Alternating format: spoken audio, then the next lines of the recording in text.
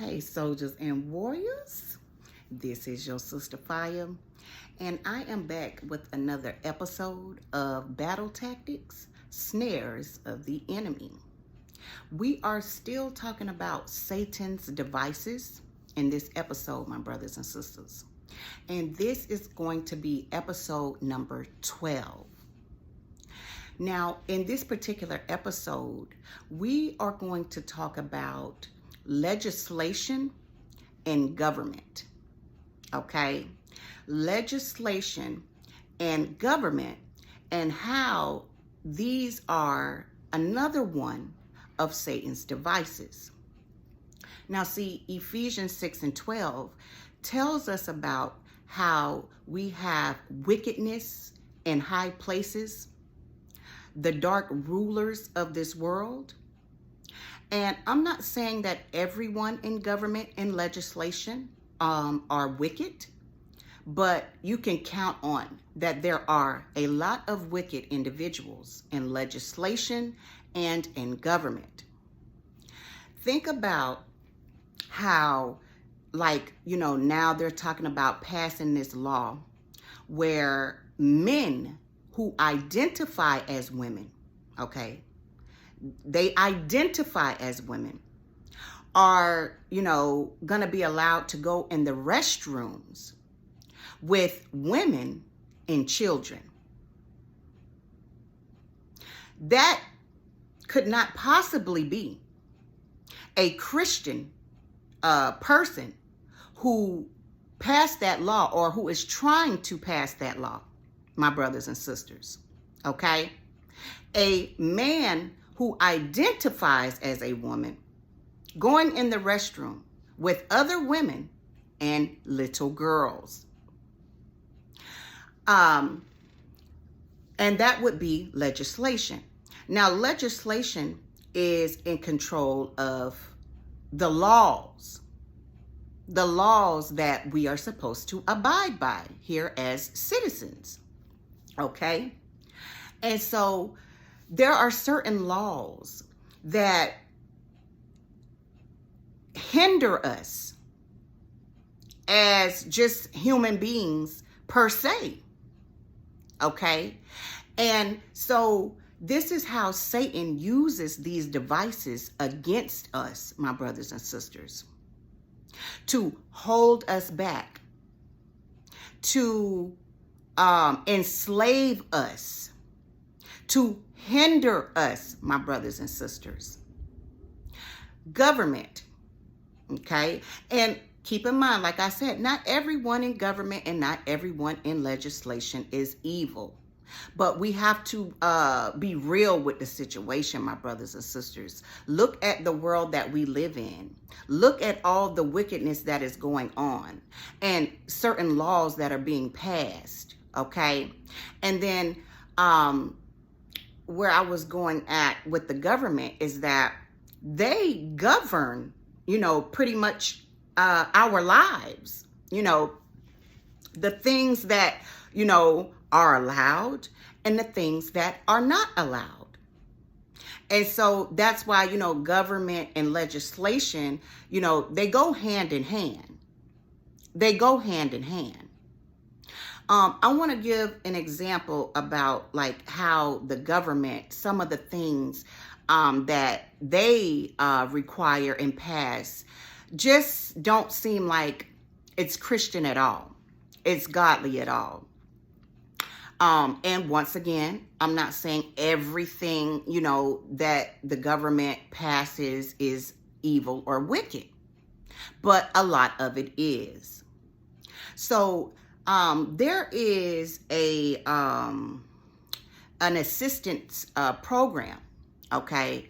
I believe it is also food stamps, welfare, where you can get money assistance, food assistance, and then also Section 8, where you can get housing assistance, where they will pay a percentage of your rent, and then you're only required to pay a certain percentage.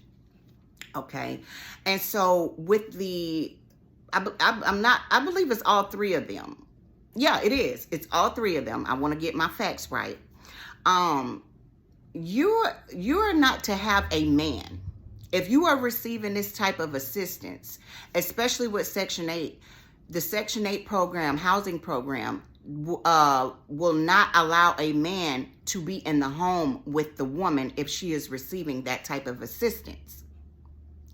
Now, shouldn't a man and a woman be raising their child together, my brothers and sisters? Why does the man have to be separated from his woman in order for her to receive some type of assistance? Now, I get that a man and a woman, ideally should be able to take care of their family together and not rely on any assistance. But there are times when things happen, when people lose their jobs. Let's say your husband lost his job. You might have lost your job around the same time, and y'all just need a little bit of assistance. And here they are telling you that you can't have your husband living in the house with you in order to get assistance. And, if they find out, like with, food stamps or the welfare, cash assistance program, if you're getting any assistance from any man or anybody per se, you are not eligible for that assistance.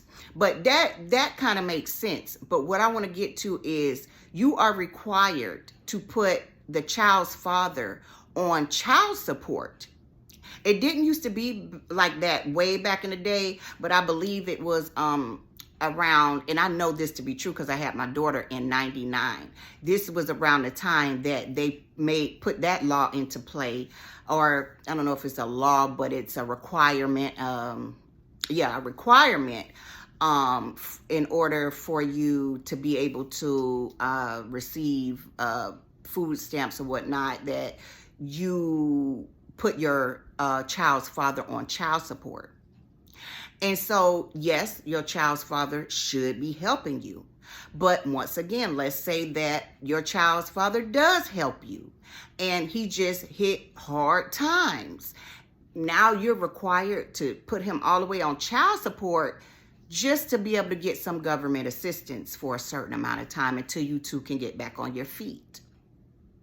So, once again, my brothers and sisters, if you think about it, these are another one of Satan's devices on how he uses it against us, okay, to hinder us, to, in this instance, to tear up the family. And it's a lot of instances to tear up the family. I don't want to go into other subjects, but, we're going to stick to this particular subject that we're talking about, which is legislation and government. So he's using this device to tear up the family, okay, and to keep control over individuals who need assistance, okay, because they also, it's so much that they get into your business, okay, with this. And I know this to be true because I have received, food stamp assistance before. And I know, like, the stuff that they ask you, they want to, get all, it's very personal. It's very personal. And, I was very, grateful that I was able to receive that assistance at the time. I'm not being ungrateful, but I'm just pointing out how Satan will use these things against us. So it's helping us in a way, but it's also hurting us in a way. So I want y'all to just take some time and think about that, because believe it or not, my brothers and sisters, legislation and government is one of Satan's devices. And once again, I'm going to make it clear that everyone in legislation and government are not wicked, but there are a lot of them. Ephesians 6:12 talks about wickedness in high places and principalities, rulers of the darkness of this world. So with that being said, I'm going to go ahead and end this particular episode, my brothers and sisters. And until next time.